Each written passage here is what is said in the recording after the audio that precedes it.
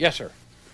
You mentioned in the book on page 96, I believe it is, that you felt frustrated in the early stages of the investigation. Yes.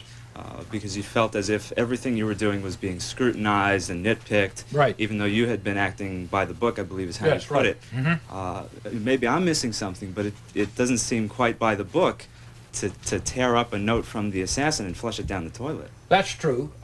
However, I was told to do that. I was following orders. That's true. But the people who were nitpicking me were the ones that ordered me to do it. So I don't feel that that they should have been second guessing me on that point. Well, that's true. But didn't you wonder that maybe you shouldn't do that? That maybe Right. they were ordering you to commit a crime, basically? Well, as it turned out, it wasn't a crime. As I point out in the book there, it turns out that since Oswald was dead and there could be no trial, and since it had never been entered into the record, and of course I wished I hadn't have done it. I'll tell you that right now, because all of this conjecture about all the false reasons as to why it was done, it was definitely not anything more than just a complaint about me interviewing his wife. But you'd have to understand J. Edgar Hoover. He had a hellacious temper.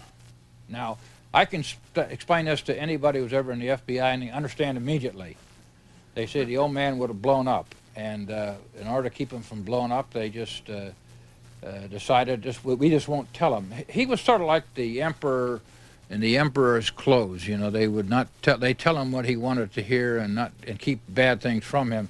At the time the note was destroyed, Johnson was saying there was going to be no hearings. We're not going to. See, he was worried to death about World War III, so we're not going to have any hearings. Just report back to me, and in other words, the word was out there was going to be a cover-up. So I guess the FBI officials and the CIA and everybody else figured, well, we'll have our little secondary cover-ups. The primary cover-up was what happened in Mexico City, and then the CIA covered up the fact that they were dealing with one of Castro's cabinet officers to try to assassinate him.